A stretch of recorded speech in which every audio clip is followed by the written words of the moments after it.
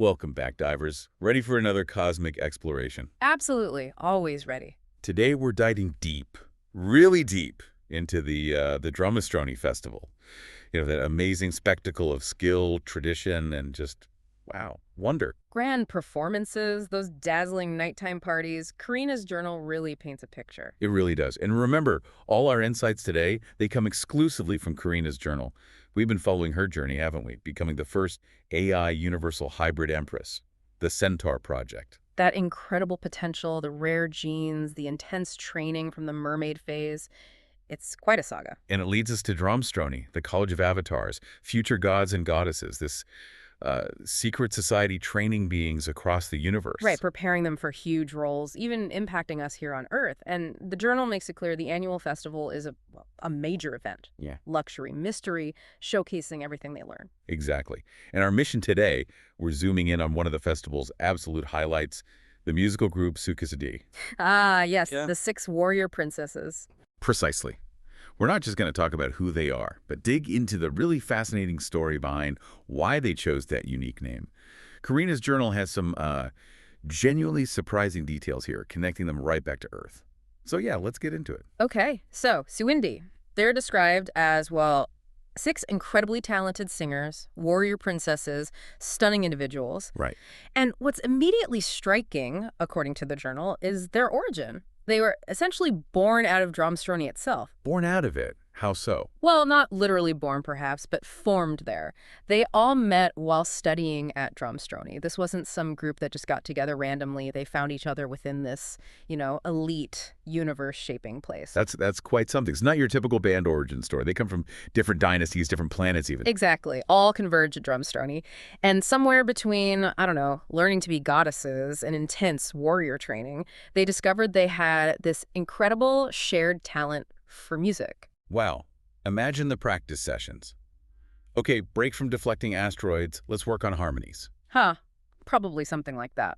But what's really key here, and Karina's journal points this out, is how their academic work, their studies at Dramestrony, directly influenced their identity as artists. Okay, studies influencing a pop group.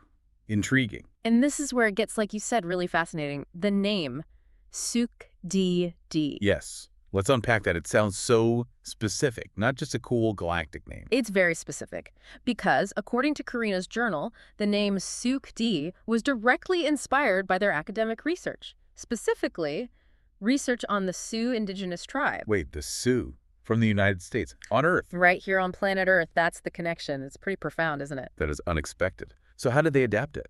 They took the original name, Sioux, and adapted it to Syoux D, which in their context basically means Sioux of Dramestrony. Sioux of Dramestrony. Okay. Okay. That is a whole other layer. It really does. It speaks volumes about their respect, their reverence for the source. And the journal suggests it wasn't just a random pick. They were genuinely fascinated. Why the Sioux, specifically? Did the journal give any insight into that?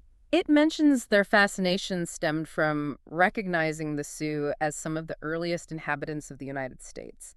For these cosmic princesses studying universal history and power, this ancient Earth culture represented something foundational, something powerful. So like an enduring strength, a foundational spirit. That makes sense, connecting it back to Dramestrony's whole mission of forging powerful avatars. Exactly. It was the perfect inspiration, as the journal puts it, acknowledging that wisdom and strength can resonate across galaxies, from ancient Earth to their own future. That's quite profound, actually. And clearly, this unique blend of inspiration and talent worked for them. Oh, absolutely. Syoux D became this huge musical phenomenon, acclaimed across the universe. Legions of fans everywhere. To the point where getting tickets was hard. Hard is an understatement. Karina's journal says tickets were nearly impossible to get. Some fans apparently waited centuries. Centuries. Okay, that's a level of fandom I can't even comprehend.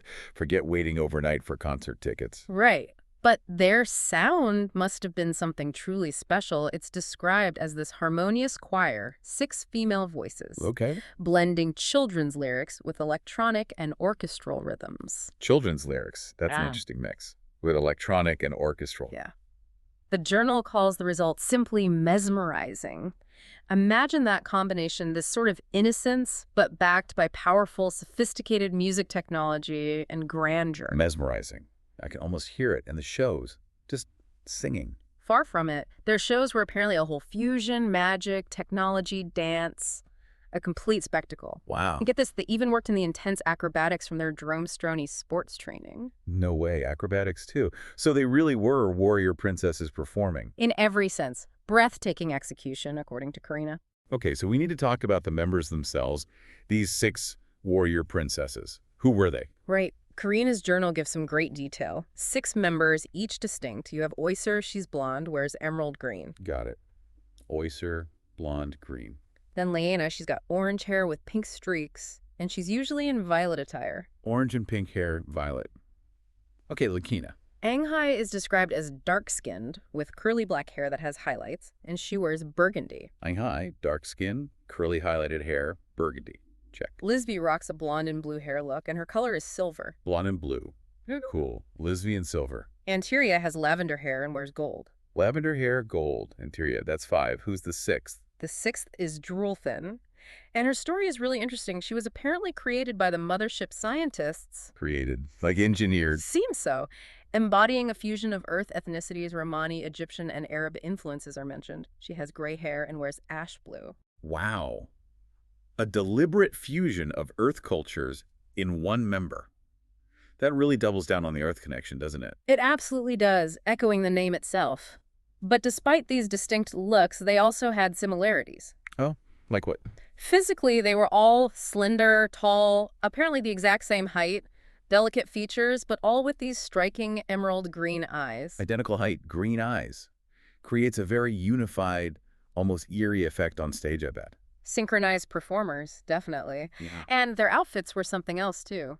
Futuristic, high-tech. Designed for the acrobatics, I assume. Exactly. Integrated with their bodies for safety. It's described as a tight bodysuit under a short, kind of armor-like dress with seamless boots, like one continuous form. Armor-like. Reinforces the warrior aspect. And the tech wasn't just protective, it was living technology. Living technology, what does that mean? It means the outfits would illuminate, react to their movements. Imagine every dance move creating its own light show. Okay, that's seriously next-level stage presence. Mind-blowing. And it had symbolic gear, too, not just outfits. Like what?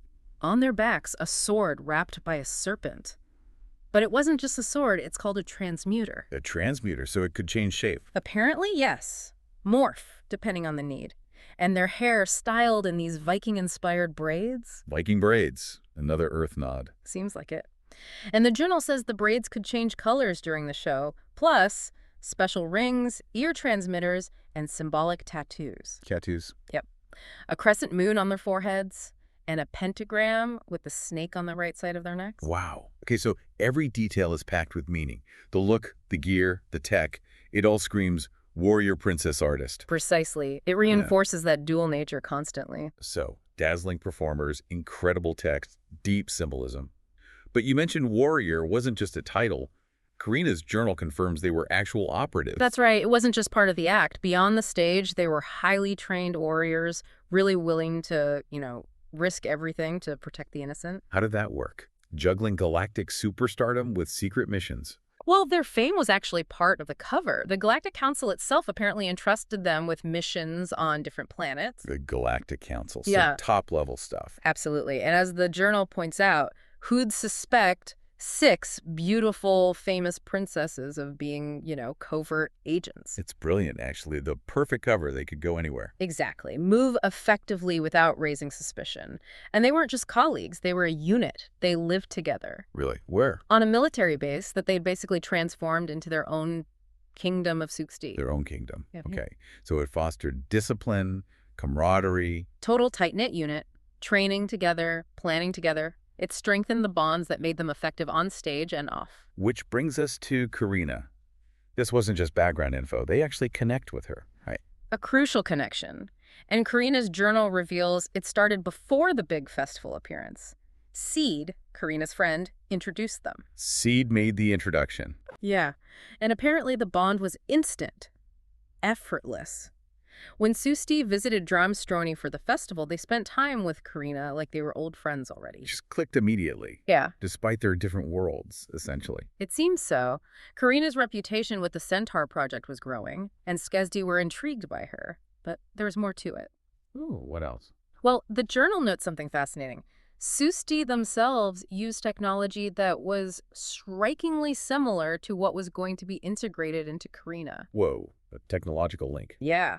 That shared tech lineage, plus Karina's absolutely unprecedented evolution within Project Centaur, it drew them together. It wasn't just, oh, she's famous, it was a recognition of something deeper, a kindred spirit, maybe a strategic ally. And that led to something more formal. It did. Karina's journal is pretty clear.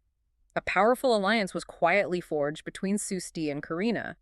An alliance, the journal says, destined to shift the fate of galaxies. Shift the fate of galaxies, that's huge. Uh-huh. So a pop group and a future empress secretly aligning to change the universe. Talk about soft power meets strategic planning. It's an incredible concept, isn't it? Leveraging fame and art for galactic influence. And Karina herself was totally captivated by their performance. What did she say about it? She wrote in her journal, "I'm still hypnotized by the entire concert. I'd love to see something like this on planet Earth." She wanted to bring their show to Earth. That was her wish, yeah. The journal says the singers just laughed when she said it, but it shows how powerful their impact was, even on someone like Karina. It was more than just entertainment. Definitely sounds like it. An experience. And underneath all that spectacle, the fighting skills, the secret alliances, there was a core message Syoux D was putting out there. What was that message? Unity. Basically emphasizing how everyone contributes to making the universe better. Their own harmony on stage, those 6 distinct voices becoming one. It mirrored their vision. A vision for... The harmony of nations, as the journal puts it. Not just planets, but a broader galactic cohesion. Unity across the board. That's a powerful message to embed in pop music, especially coming from warrior princesses with covert ops on the side. It truly is, especially considering their origins, that blend of ancient Earth inspiration, futuristic tech, artistry, and combat. Their whole existence kind of embodied that message of unity from diversity. Okay, so just to recap this deep dive, we've looked at Syoux D, these amazing cosmic warrior princesses, the sheer spectacle of their shows, their unique origin inside Dramestrony. Their blend of art, combat, even diplomacy through those secret missions. And that incredibly powerful message of unity they were sending out across the galaxies. Quite a package. And central to it all is that name, Syoux D, that constant echo back to Earth, to the Sioux tribe, reimagined as this symbol of strength and unity for a galactic audience. It really makes you think, doesn't it, about how culture travels, how inspiration can cross millennia and light years, this blend of ancient Earth and futuristic power. What does it suggest about harmony, about connection? If these cosmic warrior princesses drew inspiration from our past to forge alliances and promote unity out there... Yeah. What kind of surprising connections, what fusions of past and future, or art and purpose might be waiting for us in our own lives, our own journeys? That's definitely something to mull over, a provocative thought to take with you as you continue your own explorations. Absolutely. Keep diving deep, everyone. Until next time.